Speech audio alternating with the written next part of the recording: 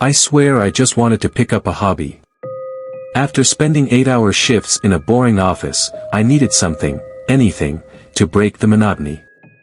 I wasn't a gym guy, but one night, while driving home, I passed by a small, 24-hour fitness center tucked between a laundromat and a small Vietnamese cafe. It wasn't fancy. The sign was barely lit, the glass doors were tainted by glue marks from old posters, and the inside smelled like stale sweat. But it was cheap, absurdly cheap. No contracts, no hidden fees. It felt like a good deal, so I signed up on the spot.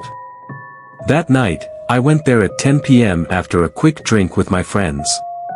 The only other person there was a man on the treadmill, jogging at a steady rhythm while watching a movie on his phone. The receptionist barely glanced at me as he gave me the locker key. I changed into my gym clothes and started lifting 5 kilograms. Well, I wasn't strong, but it felt good to do something different. Then, halfway through my set, something caught my eye. A shoe. It was lying near the entrance to the locker room. I looked around. The treadmill guy was still running, both shoes intact. The receptionist was at the front desk. I turned back. The shoe was gone. I rubbed my eyes. Maybe I was imagining things. The long shifts at work had left me exhausted, and I had barely eaten all day. I pushed through the rest of my workout and headed to the locker room to grab my things. And that's when it happened. At first, it was just a sound. The faint shuffle of fabric, like someone moving inside a locker. I hesitated. "Hey, man," I called out, trying to sound casual, laughing a little. "You good?" No response. I took a few slow steps forward. Suddenly I smell something damp and metallic. I reached for my locker, but as I did, I caught a glimpse of movement in the corner of the mirror. A figure crouched by the farthest locker, its back hunched, head tilted slightly. I froze.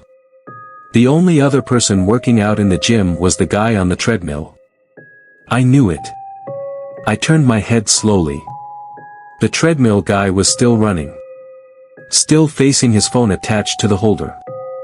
Still moving at the exact same, unbroken rhythm. So who the hell was in the locker room with me? I slammed my locker shut and walked, not ran, to the exit. As I stepped into the gym floor, I made the mistake of looking back.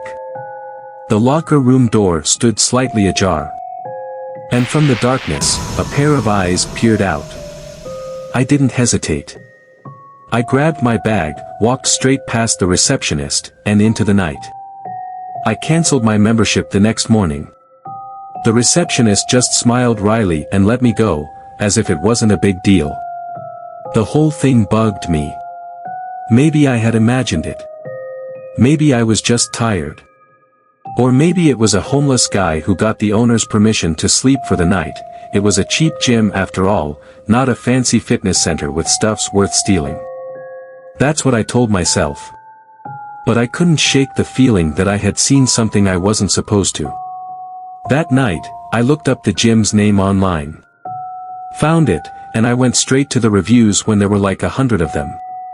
Most of the reviews were normal, praising the student-friendly membership fee and the 24-hour service.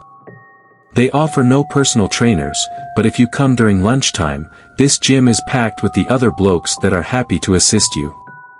I am an introvert and I love, redacted, gym. It feels like a private gym after 9 p.m. Mostly it was only me and that one runner guy on the treadmill lol. If you don't mind the rusty dumbbells, this place can turn you into Mr. Olympia for just a few bucks per month. I also found a number of 1-star reviews, mostly complained about broken machines and the smell. Classic. Then, further deep down, almost obscured by other 1-star reviews, I found something strange. A few mentioned feeling watched in the locker room. Something is off about this place. The first time I came here, I thought I saw someone inside the lockers. I turned around, and they were gone. Cancelled my membership immediately. Another. I swear I felt someone standing behind me when I worked out. But when I turned around, there was never anyone there. Why would they build a gym on a haunted place? I felt a chill run down my spine. I stopped scrolling and I closed my laptop shut. But curiosity got the better of me, so I decided to search more about the location. After a moment of scrolling, I found a news article. A man found dead in abandoned building, case remains unsolved. I clicked on it, my pulse quickening. The article was brief. The victim had been missing for weeks before his body was discovered in an abandoned structure on the outskirts of the city. The police found no suspects, no murder weapon. The case went cold. Something gnawed at me. The article didn't specify where the abandoned building was. But something about the wording, recently abandoned structure, made me pause. A stupid, paranoid thought wormed into my head. I opened Google Maps and searched the gym's address. The current view showed the building as it was now, just a regular, rundown gym I had visited the previous day. Then I clicked on the historical images. I traced it back a year. Same gym. 3 years. Same gym, but in a better condition. The facade was immaculate. The glass doors were much cleaner. 5 years. The gym was not there. Instead, I saw a different building. An empty, decaying structure covered in graffiti, windows shattered, its front entrance blocked off with police tape. I stared at the screen, my chest tightening. The place where that man had been murdered was the exact same spot where the gym stood now. And then I saw it.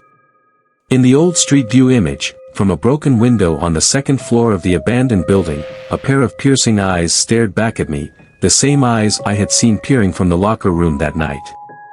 I don't know what I saw in the locker room that night, and I don't know who, or what, was hiding inside those lockers.